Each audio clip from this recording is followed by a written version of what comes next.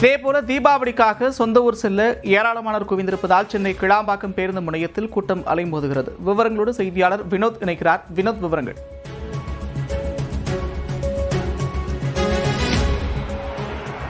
நந்தா, சென்னையில் வசித்து வந்தவர்கள் தென் மாவட்டங்களுக்கு சென்று தீபாவளி பண்டிகையை கொண்டாடுவதற்காக நேற்று முதலே இந்த கிளாம்பாக்கம் முனையத்தில் பேருந்து முனையத்தில் அதிக அளவு குவிந்து வந்து இங்கிருந்து புறப்பட்டு சொந்த ஊர்களுக்கு செல்கின்றனர்.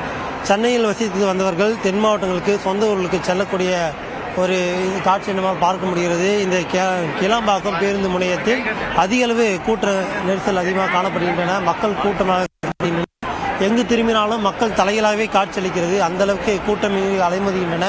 நேற்று வெள்ளிக்கிழமை இன்று சனிக்கிழமை இறுதி நாளின் விடுமுறையான இன்று மக்கள் தங்களது பணிகளை முடித்துவிட்டு சொந்த ஊர்களுக்கு செல்லக்கூடிய ஒரு பணியை தொடர்ந்து கொண்டிருக்கின்றனர். தொடர்ந்து இந்த கிளாம்பாக்கம் பேருந்து முனையத்தில் சிறப்பு பேருந்துகள் விடுவித்தனாலும் இந்த ஏராளமான பேருந்து பயணிகள் வெகு நேரமாக காத்திருக்கக்கூடிய ஒரு நிலையும் நம்மால் பார்க்க முடிகிறது. இந்த எங்கு திரும்பினாலும் மக்கள் கூட்டமாக காட்சியளிக்கின்றன. அந்த அளவிற்கு இந்த கிளாம்பாக்கம் பேருந்து முனையத்தில் மக்கள் கூட்டம் அலைமோதுகிறது. விவரங்களுக்கு நன்றி வினோத்.